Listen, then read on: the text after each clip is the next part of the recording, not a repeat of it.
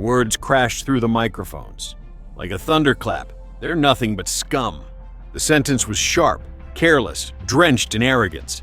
For a moment, the room froze. Cameras stopped their restless hum. The crowd of diplomats, journalists, and observers sat stunned, as if the air itself had been sucked out of the hall. A few exchanged glances, wide-eyed, unsure if they had truly heard what they thought they had. But the microphones had captured every syllable. The translation screens lit up in multiple languages, and the echo of the insult traveled far beyond the walls where it was uttered. Across the world, television anchors broke into urgent tones. Twitter timelines erupted in disbelief, and ordinary people felt the sting like a slap across the face. An entire continent reduced to a single word of contempt. Did he really just say that? The silence gave way to murmurs, then outrage. Then a flood of indignation that could not be contained. Yet, amid the noise, a sense of anticipation began to build. For while one man reveled in the cruelty of his insult, another was preparing to respond.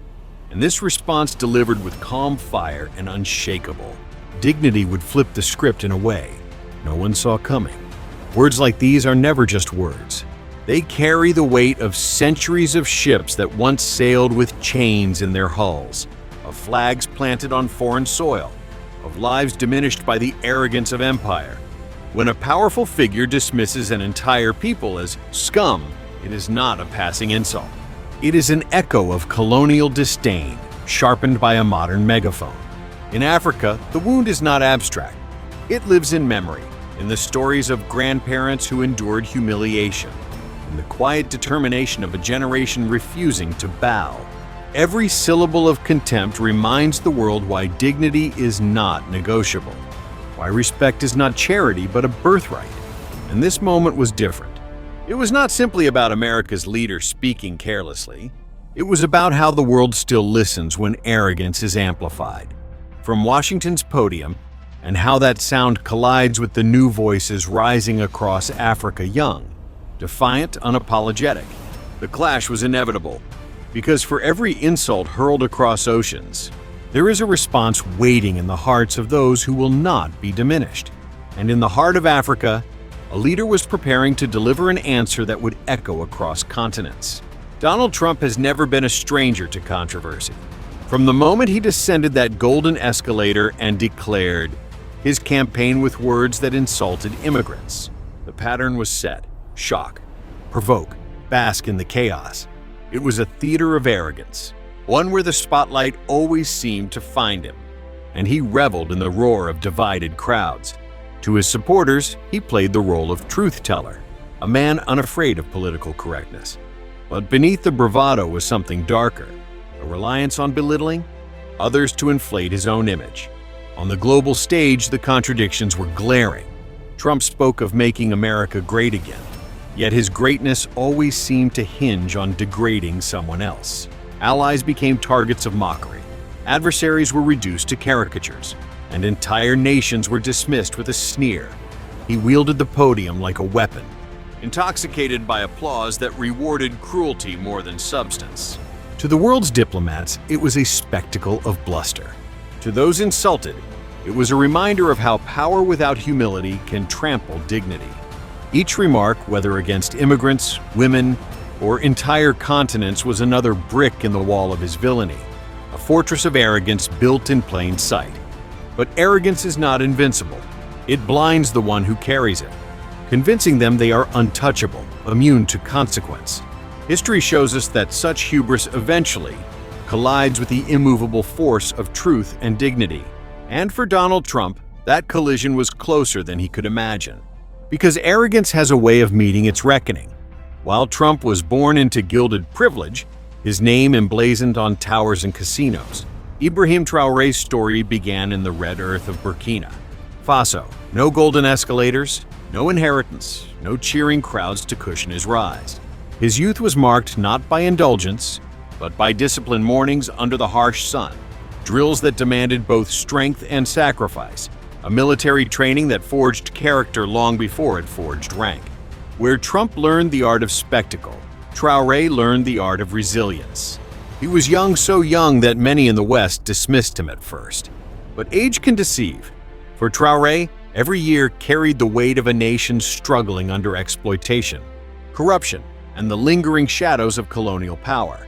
He did not step into leadership for applause. He stepped forward because his people demanded someone who would no longer bow to foreign dictates, someone who would defend sovereignty even when the odds were grim. Humble in demeanor, yet defiant in conviction, Traoré became a figure who commanded respect without demanding it. Soldiers who marched at his side spoke of his steadiness under pressure, his refusal to place himself above the men and women he led. Citizens saw in him a leader who did not hide behind polished speeches or hollow promises, but one who stood shoulder to shoulder with those bearing the struggles of daily life. His vision was not simply for Burkina Faso, but for Africa itself. He spoke of unity, of a continent no longer shackled by debts engineered abroad, no longer reliant on the approval of powers that had once divided and exploited it. He became a symbol of a generation refusing to inherit silence. Where others might compromise for comfort, Traoré embodied a clarity that cut through compromise. Africa must stand, proud and sovereign. The contrast with Trump could not have been starker. One man's life was a performance, staged with lights and applause, intoxicated with ego. The other's was a quiet march toward responsibility, sharpened by hardship, defined by the belief that dignity was worth more than power. Trump thrived on belittling others. Traoré thrived on lifting others up. Trump demanded loyalty. Traoré inspired it. And so, when the insult came, when Trump's voice dismissed millions of Africans with a single, contemptuous word, it did not strike Traoré as a personal attack. It struck him as an affront to every ancestor who had endured chains, every child who dreamed of tomorrow, every worker whose sweat built the soil of Africa's resilience. His reply would not be for himself alone. It would be for all who had ever been told they were less. And when the insult reached his ears, he didn't respond with rage, but with something far more devastating. The hall was electric, cameras trained on every twitch, every breath. What began as a political forum had turned into something far more combustible, a battlefield of words. The insult had already traveled across screens, replayed endlessly on the ticker at the bottom of television broadcasts, dissected by analysts with grave tones. Now, the man who had spoken it sat smugly in his chair, arms folded, basking in the ripple of attention he knew how to command. Donald Trump leaned forward, his voice dripping with the same dismissive bravado that had carried him through countless rallies. "It's just the truth," he said with a smirk, gesturing broadly as if the entire room should already agree. "Look at what these countries have done. Look at the chaos. Nobody wants to admit it, but I will. I always say what everyone else is afraid to say." His words hung in the air like smoke, thick, pungent, suffocating. The crowd stirred uneasily. Some shifted in their seats, embarrassed by the crudeness. Others leaned in, eager for confrontation. And at the far end of the stage, Ibrahim Traore sat quietly, his posture firm, his eyes steady. He did not fidget, did not roll his eyes, did not offer so much as a shake of the head. Instead, he simply watched. And that silence, patient, unblinking, spoke louder than Trump's booming bravado. But Trump pressed on, sensing the silence as weakness. "They call me rude. They call me harsh. But let me tell you, facts don't care about feelings. We're tired of giving handouts to people who don't appreciate it. America first, that's the way it is. If they don't like it, too bad." His voice rose, commanding the stage, playing to the imagined rally in his mind, his words bouncing across the walls. Like fists thrown in arrogance, murmurs rippled through the audience now, louder than before. Some faces turned toward Traoré, waiting for the young leader to break his silence. Others whispered nervously, the tension climbing higher with every second. A few gasps escaped when Trump, almost sneering, added, "If they want respect, they need to earn it. Right now, all they do is drag everyone else down." Traoré's jaw tightened, but his gaze did not waver. Still calm, still deliberate. The crowd's energy shifted, buzzing, restless, hungry for the clash that felt inevitable. Trump leaned back, convinced he had dominated the exchange, his smirk growing wider. And then, slowly, Ibrahim Traore leaned forward in his chair, his hands folding neatly on the desk before him. His eyes swept the room, first the journalists, then the diplomats, then the cameras transmitting his every move to millions around the globe. The murmurs fell quiet, the suspense so thick it was almost unbearable. Then, with the world watching, Ibrahim leaned into the microphone. The microphone crackled softly as Ibrahim. Traore's voice finally broke the silence. He did not raise his tone. He did not rush. Instead, he began with a pause so heavy the hall seemed to hold its breath. His eyes remained fixed on Trump, steady and unflinching, before sweeping slowly across the audience. When he spoke, his words were measured, calm, but each syllable landed with the weight of history behind it. "You speak of Africa as if it were a burden," he began, his voice low but resonant. "But I remind you it was Africa that carried the weight of the world for centuries. Our people were taken, chained, and sold. Our lands were carved apart by empires that called themselves civilized. And even now, resources flow from Africa to build the wealth of nations that dare to call us nothing." The room stiffened. The silence was no longer passive. It was electric, charged with anticipation. Traoré leaned forward, his voice sharpening. Each pause intentional. "If we are scum, then tell me who built your plantations, who mined your gold, who bled in wars not their own. Africa has paid in blood, in sweat, in dignity stolen. And yet we still stand." A murmur rippled through the crowd. Some nodded instinctively, others scribbled furiously in their notebooks. Cameras clicked, lenses zoomed in. Trump's smirk faltered, his lips pressing into a thin line.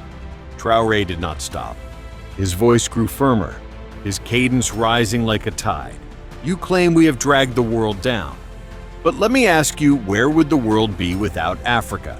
Without our diamonds, our oil, our labor, our music, our culture?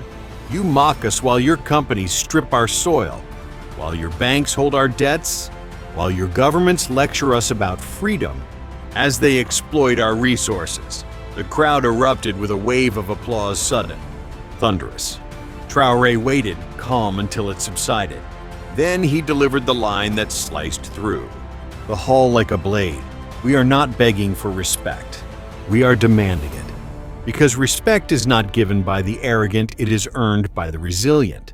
And Africa has endured every storm and still rises. You may sneer today, but history does not remember the loudest insult. It remembers the strongest resistance." For a moment, the room seemed to tremble. Trump shifted in his chair, visibly unsettled, his usual bluster replaced by a stiff glare. Photographers surged forward, flashes firing as if trying to capture the exact second arrogance gave way to silence. Traoré leaned back slightly, his composure unshaken, his voice dropping to a near whisper that carried more force than any shout. "So call us what you will. Your words cannot define us. They only define you, and the world is listening."